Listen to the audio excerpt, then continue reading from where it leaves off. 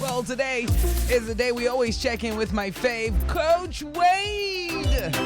Absolutely, Coach. Are you there? Are you there? Are you there? Dun, dun, dun, dun, dun, dun. Let me see if I hear him. Can you hear me? I hear ya. Can you hear me now? Okay, here I am. I am. Yeah. How you doing, Coach? Guess where I am? Guess where I am? Did they kick you out of the country? No, the airline forced my hand. They forced my hand, I say. Oh, You're boy. back in Jamaica. Yeah, man. Look, listen, I was set. I was making my plan for the next week, and I'm like calling the airline, and I'm like, yo, so, yeah, I just want to change my flight. And they was like, yeah, well, no, because you didn't pay the extra fee that made your flight changeable. So if you want to change your flight, an extra $1,400. I was like, oh, man, son. And, I really did give it thought. I was like, I mean, you have to really think about it. no, but there's a plan of action. All I'm going to say is 2023 is going to be so eventful and so traveled. I'm telling you, I have now changed my moniker. You can call me the queen of radio all you want, but I am your radio nomad. That's who I There you am. go.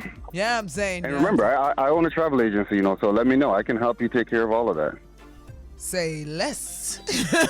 All right. I'll be. But you know what I'm doing now? I know where you are. You know where I am? No, I know you're somewhere far. I wish I was. I'm in a car lot trying to buy a new car because my car got flooded during the hurricane. Are you kidding? Oh my I gosh. wish I was. I didn't even put that two and two together. What was No, that I'm in a experience like? Parking lot. I mean, it wasn't Gilbert, so I was okay. It wasn't anything. It wasn't Gilbert. I lost a car, but It wasn't Gilbert, lost a car, but that's pretty much it. Yeah, the car got flooded, unfortunately, and the car that I had, it doesn't do well with water. So once it gets a little water in it, it's done for. Oh, well, good thing for insurance companies over there in the U.S. because you right? Okay. Oh, man. Uh-huh. So now I'm looking for another one. That's why you can't see me because I'm in a parking lot trying to talk with you while looking at all these cars, trying to figure out what to get. It kind of sounds like your earpiece got in the water, too, but, I was going to leave that part alone, so... Well, please float out. I can hear you. I'm just saying, it also sounds a little flooded, but, it's definitely not an iPhone. We're working with what we're working with here. All right. But, I actually saw a post that inspired why I wanted to have this conversation today. It was a post that was very simple, saying that all black people worry about is who cheating on who and who's at fault for who and who wearing what. And it was like a simple post, but I started thinking like a lot of the posts that do come across my timeline are constantly bashing each other. Whether she's bashing a him or he's bashing a her, and there's not a lot of ownership posts or even progressive posts compared to that I would like to see. So I wanted to talk about, how can we stop complaining about each other? How can we get to a place where we can stop complaining and generalizing, complaining about each other and start identifying our own causes to some of the damage that we attract? You know why people complain about other people? Because if you start talking about someone else, it takes the focus off you. It's easier to point the finger than to point the thumb. Yeah. So you'll talk about other people, what they don't have, what they're not doing, and how they're living their life, because the more you point the finger away from you, the less people will focus on you and your inequities and all the things inequities, I should say, and all the things that you have not going well in your own personal life. So it's a game of, in magic, they call it misdirection. Or they'll give them the razzle-dazzle. Else. Or they call it the razzle-dazzle, yeah. Uh-huh. The razzle-dazzle. That's exactly what it is. Mm-hmm. So when you come across people, you say, boy, they love talk people in. Look at their life personally. Mm-hmm. Their life is usually in shambles or things aren't going the way that they want to. So instead of dealing with your own problem because you don't know how to and you don't have the skills to, you will decide to not focus on your problem and start focusing on others in hopes that by highlighting their problem, it'll make you feel better about your problem. And that also goes for, this is just an example, like the rich auntie who comes in on the holidays and judges. She looks so well kept together, like everything is together, Yeah. and she's clutching her pearls at everything. But if you really dig deep in her home life, her husband's probably cheating, has about 3 different women pregnant. Well- Her bank account is probably drained out because she's trying to keep up with the Joneses. So you can't really base, I guess, your choices in life on other people. But however, back to the subject, Well, you were saying the complaining. Yeah, her and her husband have not. Her and her husband have not slept together in a long while. They barely talk to each other. The kids are unruly, don't want nothing to do with her. The bank account is running dry. She has a lot of things going on for her that she doesn't want to deal with and talk to. Exactly. But however, she'll come to that family dinner and judge everybody in the room. Or the old grandpa who's the same way, hasn't dealt with his issues through his years, so he got old and miserable.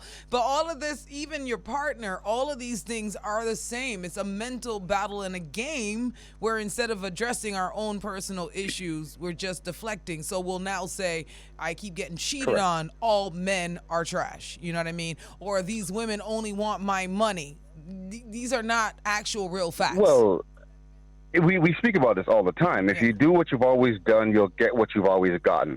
So if you keep buying and shopping at the dollar store, you will keep getting broken things, and you'll keep getting cheap things. And you can't look for the same woman in the same spot all the time and then complain that the same woman is doing the same thing all the time. Yeah. No, it's complaining that all women now is not that. Oh, sorry. You're right. All women. Yeah. All women are like this type because you've only met one type of woman. Right. So if you've only ever met 5'5" blonde woman or dark-skinned woman or whatever, and it's always the same exact thing you're looking for, same personality, everything, then you will assume all women are like that. Yeah.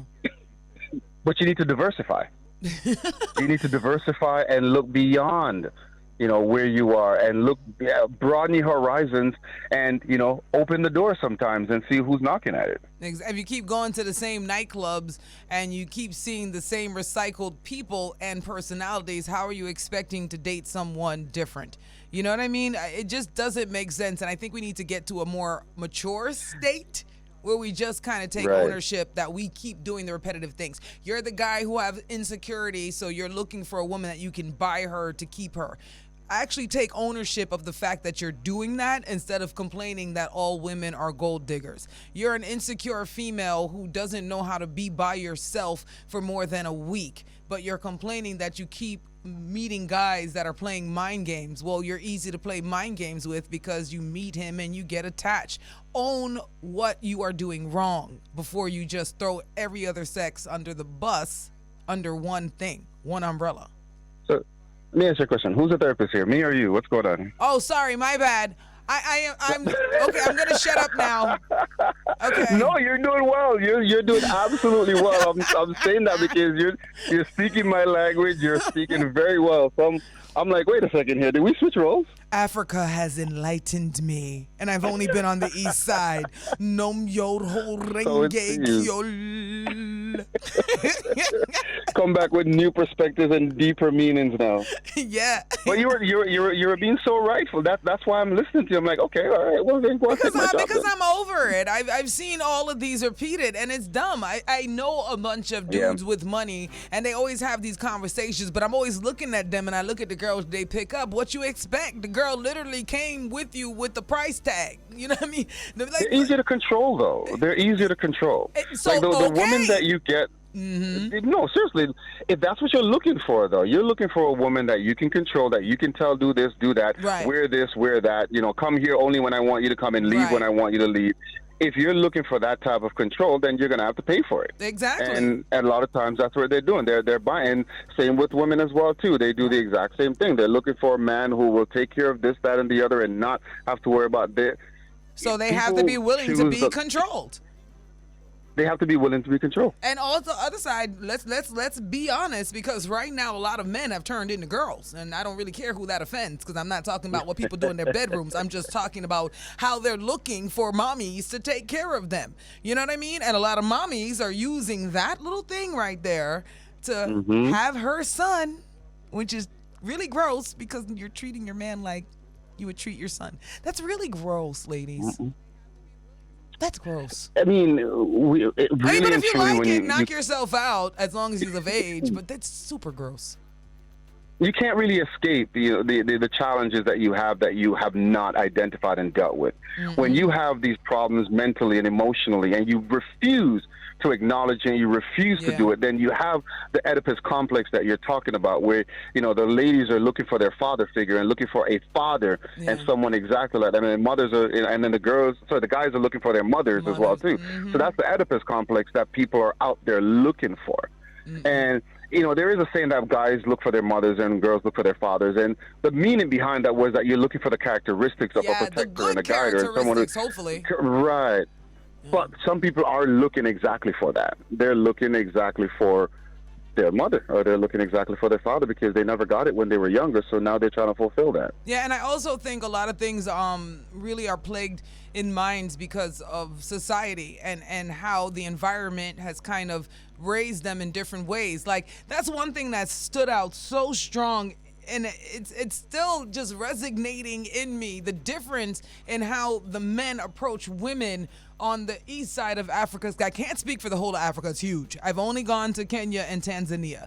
But for Kenya and Tanzania, especially Tanzania more than anything else, the respect level for women is on a different level. And I think even when you watch Afrobeat videos, you see it. And one of the guests I had spoke of how if you violate a woman, I mean, in any way, you hit her, whatever, it's a wrap. And you're lucky if you get to the prison. As it should be. Yeah, because they feel we come from our mother, so you cannot do this.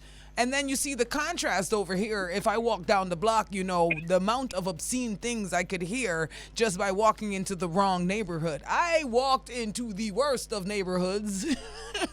And people called them that, and I didn't get that. I got the looks, yeah, and I got the, Rastafari. They see the locks, and they're like, yo, but I didn't get the, you want a piece of that. Yo, you know what I mean? And you know what I'm talking about. There's just a different level of respect, a different level. And I wish we can get to that here, too. I mean, it's cultural, right? We have different cultures and we have different understandings. I don't think so. I think our men respected women differently years ago, Coach. I think it just got worse. Well, culture changes, though. Our culture changes based on what's around us. Because from what happened in the 50s to what happened in the 70s to what happened in the 90s, we have a difference in culture all the way through. And we're influenced by music, we're influenced by people and all of these things. And it just changes to what it has evolved into now. We now have a culture in Jamaica that is more... I don't think this is evolution. I think... Or devolved. Yeah, devolved, yeah.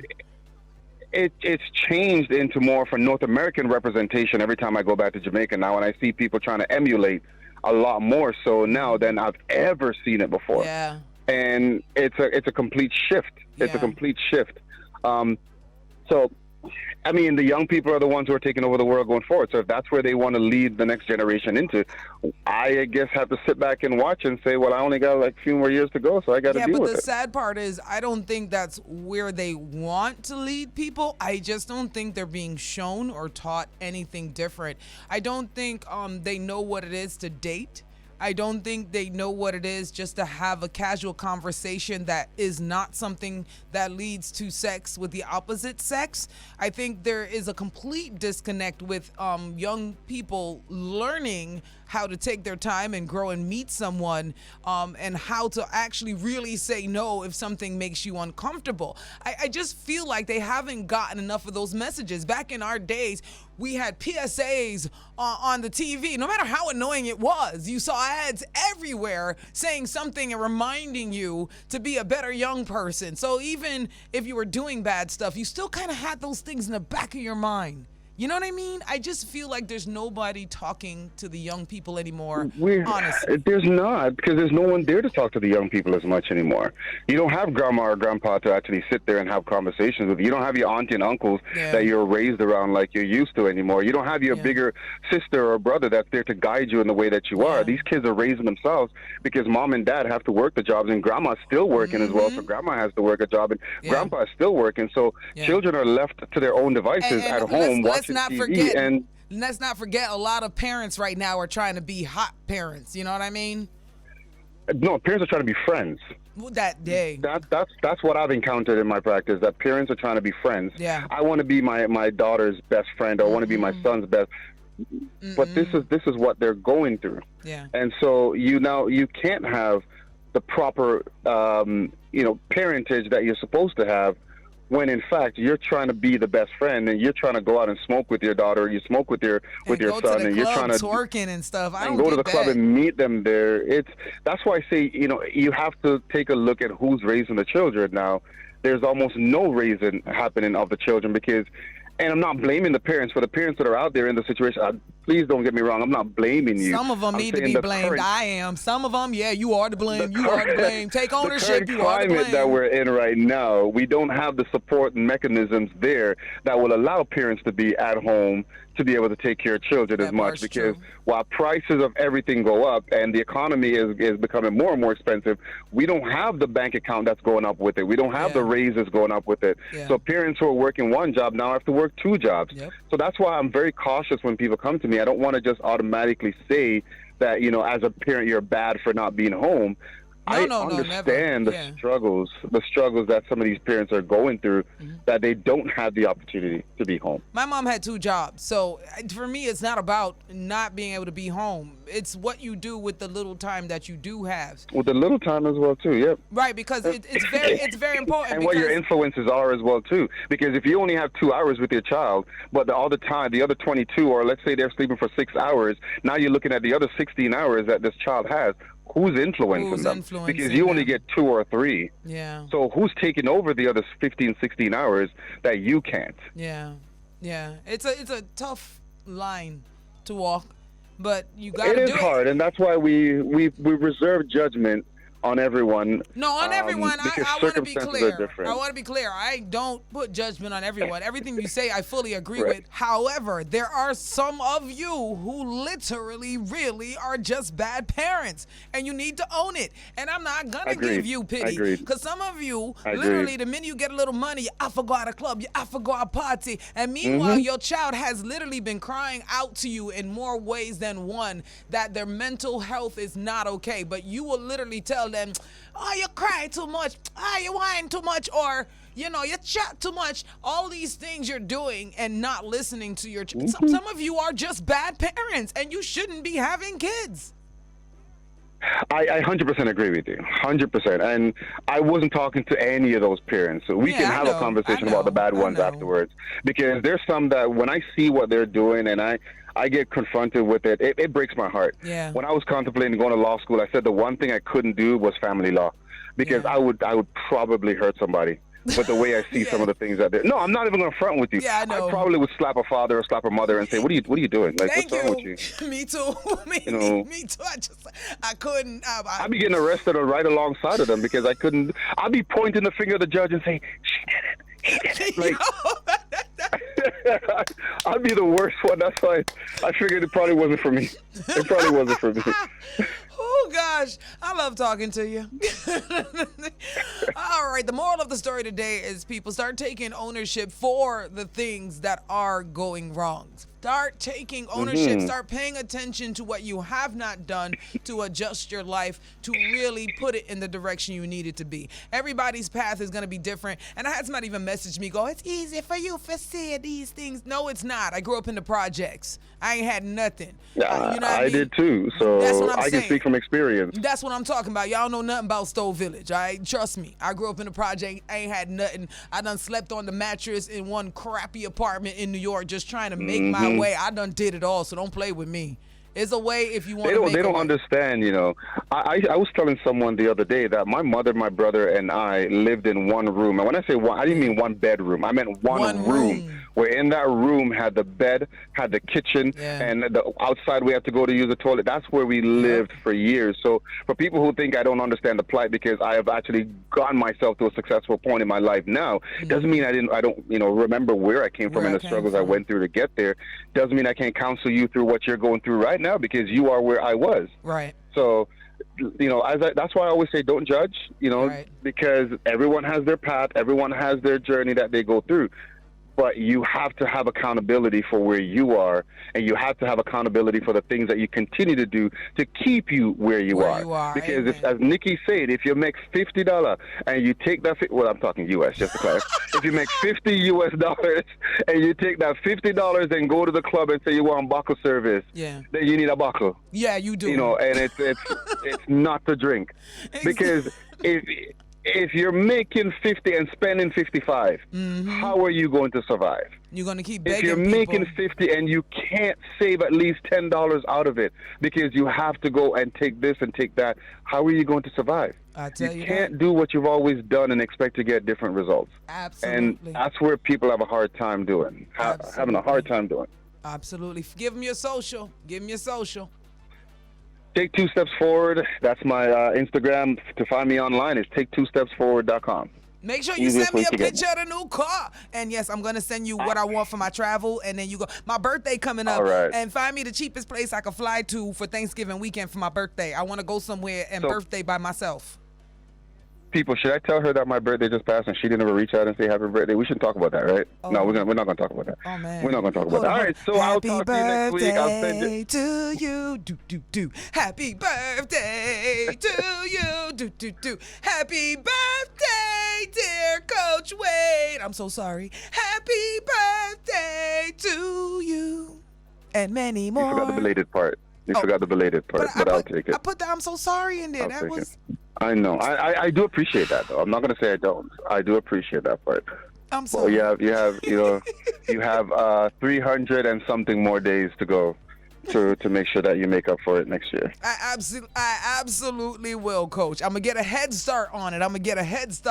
Make sure you follow him at Take 2 Steps Forward. That's Coach Wayde on the bridge. And it's right. Listen, Linda. I know a lot of y'all in a rush to live the hype life and live this imaginary life that you keep seeing on social media. The best thing you can do for yourself is take yourself away from the need to impress other people. All of that money you're wasting trying to impress other people, if you just didn't do it for a few years, do you know how much you can change your life? You probably got enough to have a plane ticket and restart a life somewhere that could be more fruitful for you, or move to a different parish that really can make you happier. If you just would have enough discipline to just say, all right, I don't need to go out for this amount or this. I don't need to keep impressing the Joneses with what I got on. I don't always have to have that's an illusion, and y'all weird for it. I like being as weird and free, makeup free if I don't want to wear it. I just put on whatever I feel like. I don't care about y'all. And I'm not going to spend my money to impress y'all either. I'm going to look like a rich auntie. This is broke people rich. This broke people rich, Abby. You should see my jewelry collection from Africa. I don't even think it's like $100 I spent. But I'm going to be looking like somebody rich auntie for real. I'm sorry. Keep Gucci to yourself.